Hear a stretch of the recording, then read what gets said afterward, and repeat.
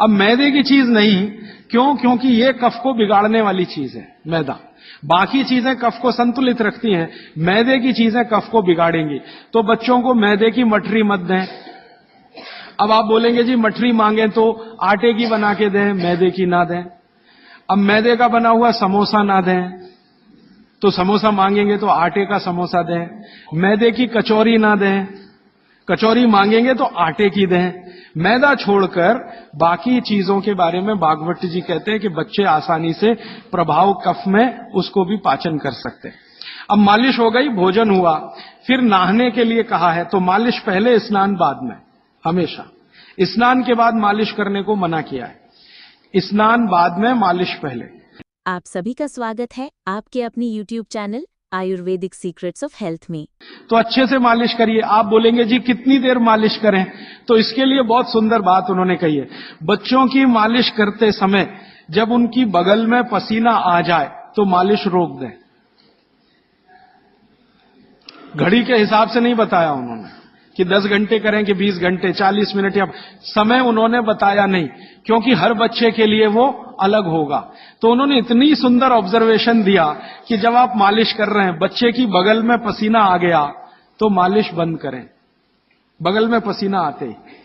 और वो ये कहते हैं कि कुछ बच्चे ऐसे हो सकते हैं जिनको बगल का पसीना जल्दी ना आए, तो हो सकता है उनके माथे पे पसीना आ जाए, तो मालिश रोक दें। ठीक है, तो मालिश के बाद स्नान। स्नान के लिए भागवत जी कहते हैं कि जो भी चीजें कफ को कम करती हैं वही चीजें स्नान में उपयोग करें। अब मैं आपको बताना चाहता हूं आधुनिक बात, भागवत जी ने तो नहीं कहा, उन्होंने ये कहा कि कफ को कम करें वही चीजें स्नान में उपयोग करें। तो कफ को कम करने वाली सबसे बेहतरीन चीज आपके घर में है चने का आटा। दूसरी बेहतरीन चीज है ये जो हमारे देश में संभव है, पता नहीं आपको मिलेगा कि नहीं, चंदन की लकड़ी का पाउडर। भागवत जी ने कहा है कि ये बहुत कफ को कंट्रोल रखता है। तो चंदन की लकड़ी का पाउडर माने चंदन पाउडर, चने का आटा, और मोटा आटा कोई भी, गेहूं का हो, चने का हो, दाल का हो, मोटा आटा। फिर कहते हैं मसूर की दाल का आटा, फिर वो कहते हैं मूंग की दाल का आटा। ये सब कफ को कम करने वाली चीजें। तो कहते हैं बच्चों का स्नान इन्हीं से कराएं ताकि कफ कम रहे। मतलब सी बात है, साबुन ना लगाएं, क्योंकि ये जो साबुन है ना, ये केमिकल है। केमिकल माने सोडियम हाइड्रोक्साइड, सोडियम हाइड्रोक्साइड माने कास्टिक सोडा। ये कास्टिक सोडा तो कफ को भड़काने वाली चीज है, इसलिए बच्चों को साबुन गलती से भी ना लगाएं। उनको चने के आटे से नहलाएं, मुल्तानी मिट्टी से नहलाएं, चंदन पाउडर से नहलाएं, क्योंकि कफ को कम करने वाली ये सब चीजें हैं। इन चीजों से ही स्नान कराएं। उपटन बना के रखें घर में, उपटन से स्नान कराएं बच्चों को, साबुन गलती से भी नहीं। और साबुन जो गलती से आप लगा रहे हैं और आंख में गया तो सर्वनाश कर सकता है आंख का, क्योंकि आंख कफ के प्रभाव में है और साबुन बहुत तीखा होता है, वो पित्त और वात के प्रभाव की चीजें हैं। तो दुश्मन मिल गए दो एक साथ, साबुन और आंखों का जल, तो तकलीफ करेगा। वैसे भी बच्चे बहुत रोते हैं साबुन आंख में लगे, तो आजकल टीवी में एक विज्ञापन आने लगा, बिना आंसू निकालने वाला साबुन दुनिया में हो ही नहीं सकता। ये मूर्ख बनाने के तरीके हैं आपको। कोई भी साबुन आंसू ना निकाले, ये हो ही नहीं सकता, क्योंकि साबुन है ही पित्त और वात का, और आंखें हैं कफ की। लगेगा तो आंखों से आंसू निकलेंगे ही।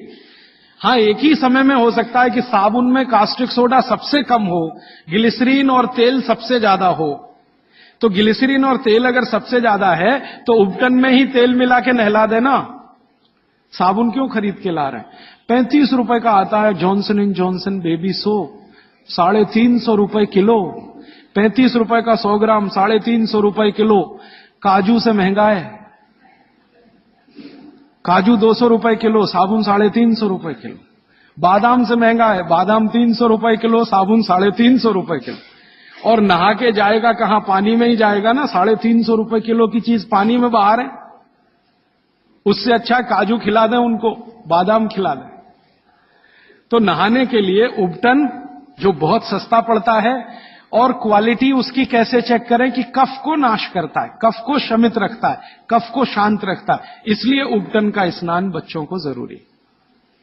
आगे बढ़ें। बच्चों का स्नान होने के बाद उनके खान पान का मैंने बता दिया। ऐसी चीजें उनको नियमित खिलानी है जो कफ को कम करती है। मैंने 3-4 चीजों के नाम लिए। दूध है, दही है, मट्ठा है, हर मोटा अनाज माने बाजरी है, जवारी है, ये सब कफ को शांत रखने वाली चीजें हैं।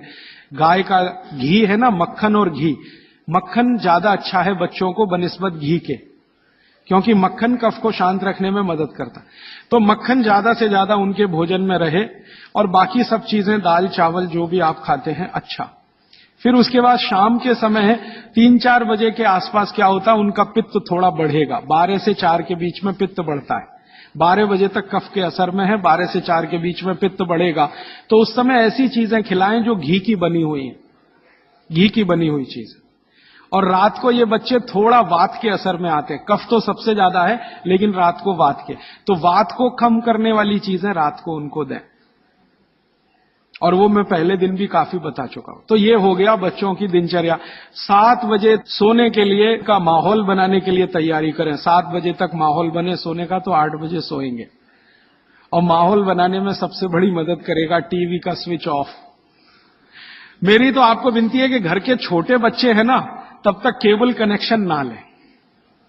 छोटे बच्चे जब थोड़े समझदार हो गए हैं तो चलो चलेगा, क्योंकि समझदार होने से मतलब उनको मालूम होना चाहिए कि कहां स्विच ऑफ करना है, तो उस समय थोड़ा चल जाएगा। लेकिन बच्चे जब तक छोटे हैं, साल भर के, 1.5 साल के, 2 साल के, 2.5 साल के, तब तक तो केबल कनेक्शन ऑफ रखें, या केबल कनेक्शन है तो टीवी ऑफ रखें, चले नहीं उनके सामने। नहीं तो वो चालू हो जाएंगे, पोगो देखेंगे, पोगो।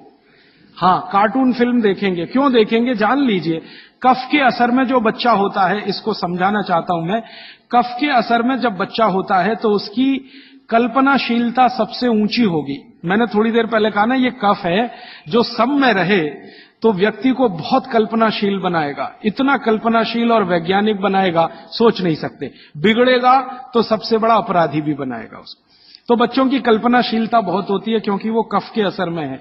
इसलिए हर ऐसी चीज जो उन्हें सोचने में मदद करती है उनको अच्छी लगती है।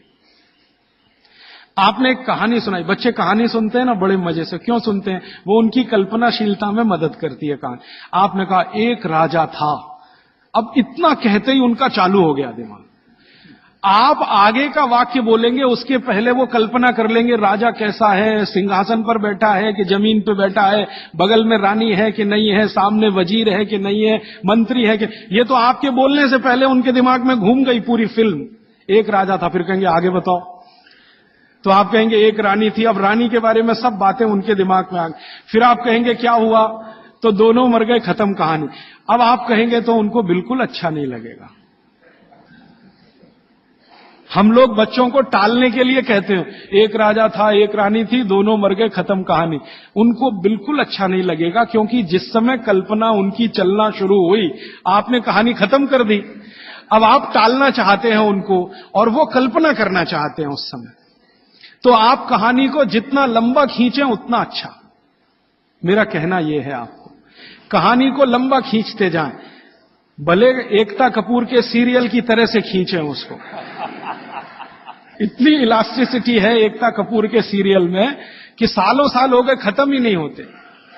सास भी मर गई, बहू भी मर गई, एक जनरेशन चली गई, दूसरी आ गई, सीरियल खत्म। ये बच्चों को चाहिए, आप उनकी कल्पनाशीलता को बढ़ाने में मदद करें। माने कहानी जो वो सुन रहे हैं उसको छोटी ना करें, सुनते सुनते सो जाएं तो बहुत अच्छा।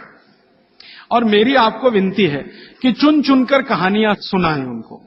अब आज के जमाने में कैसे बच्चे आपको चाहिए, जैसे चाहिए वैसी कहानी सुनाइए। भगवान महावीर जैसे बच्चे चाहिए तो सुनाइए उनकी कहानी, रोज सुनाइए। सुनेंगे, बड़े प्रेम से सुनेंगे, लेकिन कल्पनाशीलता के साथ। आप अगर उनको चाहते हैं कि राणा प्रताप जैसे हों तो सुनाइए उनकी कहानी, लक्ष्मीबाई जैसे हों तो सुनाइए उनकी कहानी। क्योंकि बच्चों की कल्पनाशीलता आपसे ज्यादा बड़ी है, ये जान लीजिए। ये अलग बात है कि उनके पास शब्दों का भंडार कम है, शब्दकोश कम है, लेकिन सोचने में वो आपसे आगे हैं। तो शब्द आप दे दीजिए, कल्पनाशीलता उनके पास है, बैठकर वो अपना चित्र बना ही लेंगे। और जिन बच्चों को जितनी लंबी कहानियां आप सुनाएंगे वो उतने ही क्रिएटिव होने वाले हैं, उतने ही क्रिएटिव होंगे। अच्छा वैज्ञानिक बनाना है बच्चों को तो कल्पनाशीलता ऊंची चाहिए। तो अच्छे वैज्ञानिक बनाना है अगर किसी भी बच्चे को तो कल्पनाशीलता ऊंची, तो कहानी उतनी लंबी। अच्छा मैथमेटिशियन बनाना है, कल्पना शक्ति अच्छी चाहिए, तो कहानी लंबी। माने लंबी कहानियां सुनाने की आप अपनी आदत डालें तो बच्चों में आएगी। वो कहानी सुनने में इतने मगन होते हैं, फिर उनको टीवी की जरूरत नहीं है, ना पोगो की जरूरत है, ना कार्टून नेटवर्क की कुछ जरूरत नहीं। आप अगर सुना रहे हैं उनको कहानी जिसमें उनकी कल्पनाशीलता रम रही है, तो वो बहुत जरूरी है। और फिर मेरी एक छोटी सी आखिरी बात, क्योंकि दूसरी बात के लिए समय कम पड़ रहा है, कि जब बच्चे आपसे कोई सवाल करें तो जान लीजिए वो अपनी कल्पनाशीलता को बढ़ाना चाहते हैं, तब सवाल कर रहे हैं। तो उनके सवाल का जवाब ईमानदारी से दें। जैसे उन्होंने सवाल पूछा कि ये टमाटर का रंग लाल क्यों है, मान लीजिए सवाल पूछा टमाटर का रंग लाल क्यों। अब आपको मालूम नहीं है कि टमाटर का रंग सच में लाल क्यों है, तो आप उनको कुछ उल्टा सीधा मत कहें, भगवान ने कर दिया है, ऐसा हो गया है, वैसा हो गया है। आप उनको ईमानदारी से कहें, देख भाई, बेटा या बेटी, मुझे अभी मालूम नहीं है कि टमाटर का रंग लाल क्यों होता है, मैं कल पता करके बता दूंगा या परसों पता करके बता दूंगा। बच्चे जब सवाल पूछ रहे हैं तो उनकी कल्पनाशीलता की पूर्ति के लिए पूछ रहे हैं, आप उनको कभी भी गलत जवाब तो दीजिए ही मत। वो कह रहे हैं जी ये चंद्रमा क्यों चमक रहा है सफेद सफेद, और तारे क्यों चमक रहे हैं, और सूरज लाल क्यों दिख रहा है या पीला क्यों दिख रहा है, या ये पत्ते हरे क्यों हैं, ये पीले हो जाते हैं तो ये हरे से पीले कैसे हो गए। ऐसे सवाल वो पूछेंगे, उनके उत्तर पूरी ईमानदारी से दीजिए। तो इसका माने आपको पढ़ना ही पड़ेगा, बिना पढ़े आप उत्तर दे नहीं सकते। और जो आपने कोशिश की उल्टा सीधा, तो थोड़े दिन में जब उनको सच्चाई पता चलेगी तो आपका आदर वो बिल्कुल नहीं करेंगे। उनके गुरुजी ने बता दिया कि ये पत्ता हरा इसलिए था और टमाटर लाल इसलिए हो गया और चंद्रमा इसलिए चमकता है, सूरज इसलिए पीला दिखाई देता है। जैसे ही उनको पता चलेगा तो आपकी इज्जत तो 2 कौड़ी की हो गई उनके सामने। वो आपको कहेंगे जी आपने गलत बताया, मेरी टीचर ऐसा बोलती है। तो आपसे हटकर वो टीचर की तरफ चला गया, और टीचर की तरफ गया तो समझ लो बच्चा आपके हाथ से ही गया। जैसे जैसे उसका आकर्षण टीचर के प्रति बढ़ता जाएगा, वो आपके कंट्रोल के बिल्कुल, फिर टीचर जो कहेगी उसको पत्थर की लकीर मानेगा, आप जो कहोगे उस पर कभी भी भरोसा नहीं करेगा। इसलिए मैंने थोड़ी देर पहले कहा, बच्चों को बड़ा करना दुनिया का सबसे मुश्किल काम। तो आप बच्चों के साथ व्यवहार वैसा ही करें जैसा प्रकृति ने उनको स्वभाव दिया है। कफ का स्वभाव माने कल्पनाशीलता वाला स्वभाव, कफ का स्वभाव माने इमेजिनेशन, लिमिटलेस इमेजिनेशन। वो सीमा के पार जाके बात करते हैं। आप देखते हैं ना, दुनिया के सारे बच्चे परेशान है हैरी पॉटर पढ़ने के लिए, है ना। और आप और मैं सवाल करते हैं जी हैरी पॉटर में रखा क्या है? कुछ नहीं है, उसमें तिलिस्म है, जादुई तिलिस्म है। वो सच्चा नहीं है, लेकिन उनकी कल्पनाशीलता में उनको बहुत आनंद दे रहा है, इसलिए करोड़ों किताबें बिक रही हैं हैरी पॉटर की। आप पसंद करें या न करें, क्योंकि बच्चे कफ के असर में है, कल्पनाशीलता उस समय सबसे ज्यादा है। तो जादुई बातें, तिलिस्मी बातें, जादूगर की बातें, ये सब उनको अच्छी इसलिए लगती है कि कल्पनाशीलता बढ़ाने में ये सब मदद करती है। ये जासूसी उपन्यास जितने हैं ना, बच्चे बहुत प्रेम से पढ़ते हैं, चाहे वो अमेरिका में हो या हिंदुस्तान में। बस अंतर है, अमेरिका में अंग्रेजी में पढ़ेंगे, हिंदुस्तान में हिंदी में जरूर पढ़ेंगे। चंदा मामा एक पत्रिका आती है बच्चों की, चंदा मामा या नंदन, चुन चुन के ऐसी कहानियां हैं उसमें जो उनकी कल्पनाशीलता बढ़ाती हैं। तो वो लड़ेंगे आपसे, चंदा मामा चाहिए, नहीं तो ये किताब चाहिए, अमर चित्रकथा चाहिए, ये चाहिए, ये चाहिए। अब आपके ऊपर है कि आप उनकी कल्पनाशीलता कितनी बढ़ा सकते हैं। 14 साल तक विशेष ध्यान रखें बच्चों का, जब तक वो कफ के असर में। अब इसमें बाद में कुछ बातें आएंगी तो कल मैं जोड़ूंगा। अब मैं आ जाता हूं पित्त में। पित्त के प्रकृति के लोगों की दिनचर्या क्या? पित्त प्रकृति माने 14 साल से ऊपर और 60 साल के नीचे, इनकी दिनचर्या क्या? पित्त प्रकृति के लोगों को कफ का असर कम हो जाता है, पित्त थोड़ा बढ़ता है, वात उनके पास कम ही रहता है या बिल्कुल नहीं रहता। अब पित्त प्रकृति के लोगों को ज्यादा सोना जरूरी नहीं है, उनका पित्त है, कफ तो ऐसे ही शांत है, तो ज्यादा सोना जरूरी नहीं। माने पित्त प्रकृति के लोग अगर 8 घंटे सो रहे हैं, 7 घंटे सो रहे हैं तो भी चलेगा। न्यूनतम नींद कितनी होनी चाहिए? आप कहें पित्त प्रकृति के सब लोगों को, जिनकी उम्र 14-15 साल से लेकर 60 साल है, इनकी कम से कम नींद 8 घंटे की रहे तो अच्छा है। लेकिन इससे भी कम रह सकती है क्या? 7 घंटे हो सकती है, लेकिन उसके लिए थोड़ा प्रयास करना पड़ेगा। 6 घंटे भी हो सकती है, 6 से कम नहीं और 8 से ज्यादा नहीं, ऐसे मान लीजिए। तो पित्त प्रकृति के लोगों को 6 घंटे से कम नहीं सोना, 8 घंटे से ज्यादा नहीं सोना। अब उसके हिसाब से दिनचर्या तय करिए। तो 8 बजे सो जाएं, मान लो आप भी ऐसे ही माने। भागवत जी कहते हैं सूर्यास्त के 2 घंटे बाद सो जाएं, बच्चे भी बड़े भी। तो 8 बजे आप सो जाएं, तो 8 से 8 4 बज गए ना, 4 बजे उठें।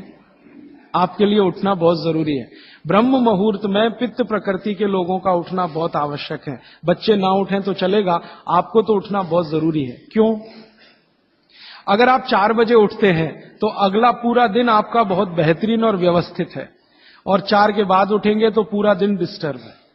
क्यों? क्योंकि जो जो करना है आपको वो 4 बजे से लेके ही शुरू होगा। 4 बजे उठे, आपने पानी पिया, जो मैंने पहले ही बता दिया, ऊषा पान जिसको कहते हैं। फिर शौच आदि के लिए आप गए, 10-15 मिनट मान लीजिए उसमें गया। फिर बाहर आप निकले, दंत धावन शब्द इस्तेमाल किया, दंत धावन करें माने दांत साफ करें। अब दांत साफ कैसे करें? पित्त प्रकृति के लोगों को हमेशा दांत ऐसी चीज से साफ करना जो कषाय हो, स्वाद में तिक्त हो। स्वाद में कषाय समझते हैं? कड़वा, जो स्वाद में कड़वा है और तिक्त है, ऐसी चीजों से आपको दांत साफ करना है, क्योंकि प्रकृति आपकी पित्त की है। तो पित्त को कम करना, कंट्रोल करके रखना, ये कषाय और तिक्त स्वाद की चीजों से ही होगा। तो इसका मतलब यह है कि आप नीम का दातुन करें, जो कषाय भी है तिक्त भी है। भागवत जी ने कॉलगेट के लिए मना किया है। कॉलगेट था ही नहीं तो लिखा भी नहीं है उन्होंने कहा है कि आप नीम का दातुन करें। और नीम से भी अच्छा एक दातुन उन्होंने बताया, मदार। मदार समझते हैं? मदार का एक पेड़ होता है, वो कहते हैं नीम से भी अच्छा है, क्योंकि वो और ज्यादा कषाय है और ज्यादा तिक्त। फिर एक है बबूल, फिर एक है अर्जुन। अर्जुन की छाल आपने पिया ना, अर्जुन की दातुन भी होती है। तो ऐसे 12 वृक्ष उन्होंने बताए हैं। नीम है, मदार है, अर्जुन है, फिर ये जो होता है ना आम, बबूल है, आम है, अमरूद है। ऐसे 12 वृक्षों का उन्होंने वर्णन किया है कि इनकी दातुन ही करना, इसके आगे 13वें वृक्ष की नहीं। और वो डिटेल लिखा है किताब में, आप ले सकते। जब उन्होंने आगे लिखा है वो मैं अभी बता दूं। वो ये कहते हैं कि जीवन में जो ऋतु है, ऋतु गर्मी है, फिर सर्दी है, फिर बरसात है, 3 तो मुख्य ऋतु हैं, फिर इनकी उप ऋतुएं हैं, तो 6 हो जाती है। शरद है, शिशिर है, वसंत है। तो मोटा मोटा बता देता हूं, ज्यादा बारीक आपको याद नहीं रहेगा। वो ये कहते हैं कि जब गर्मी का सीजन है, गर्मी माने अप्रैल से शुरू कर लीजिए, उगादी से शुरू कर लीजिए, नहीं तो आप मकर संक्रांति से ही मान लीजिए। तो मकर संक्रांति से लेकर जब तक गर्मी है माने बारिश नहीं होती, तब तक नीम के दातुन की बात कही उन्होंने। तो इसमें चैत्र भी आएगा, वैशाख भी। अब आप पुरानी चीज जरा देखिए कि हमारे बचपन में हमारी दादी कहती थी कि देख चैत्र का महीना लग गया, नीम के पत्ते खा ले तो अगले 1 साल तक बीमार नहीं पड़ेगा। तो वो समय यही आता है जो भागवत जी का कैलकुलेशन। क्यों? ये जो समय है इसमें पित्त को भड़कने से बचाने में सबसे बड़ी मदद ये करेगा नीम। तो नीम का दातुन, नहीं तो बबूल का दातुन, नहीं तो मदार का दातुन, लेकिन गर्मियों में सबसे अच्छा नीम है। दूसरा सबसे अच्छा बबूल है गर्मियों में, और सर्दियों के दिन में सबसे अच्छा दातुन है अमरूद। अमरूद के पेड़ का दातुन सर्दियों में सबसे अच्छा, अमरूद के पेड़ का। और अमरूद के जैसा ही एक और पेड़ होता है, जामुन का भी दातुन करने का नियम बताया है, लेकिन पता नहीं आप तोड़ पाएंगे कि नहीं, लेकिन अमरूद का आसानी से मिल जाएगा। और फिर ज्यादा बारिश के दिनों में जो वो बोलते हैं तो आम का भी कर सकते हैं, अर्जुन का भी कर सकते हैं। और आप बोलेंगे जी पूरी जिंदगी अगर नीम का ही दातुन करें तो कर सकते हैं। 3 महीने लगातार करके थोड़े दिन छोड़ देना, फिर 3 महीने कर लेना। वो थोड़े दिन छोड़ने का नियम ध्यान रखना। तो फिर आप बोले थोड़े दिन छोड़ दिया तो क्या करें? उस दिन दंत मंजन कर लेना। दंत मंजन के लिए वो ये कहते हैं कि आप जिस एरिया में रह रहे हैं वहां का तेल, और जिस क्षेत्र में रह रहे हैं वहां जो उपलब्ध लवण माने नमक, और जिस क्षेत्र में रह रहे हैं वहां की उपलब्ध हल्दी, ये तीनों मिलाकर आप पाउडर बना के दांत पे घिस सकते हैं। ये बहुत अच्छा दंत मंजन उन्होंने माना। दूसरा दंतमंजन उन्होंने बताया है, गाय के गोबर को सुखाकर जलाएं, उसकी जो राखी है उसमें थोड़ा कपूर मिला दें, थोड़ा सेंधा नमक मिला दें, बहुत अच्छा दंतमंजन।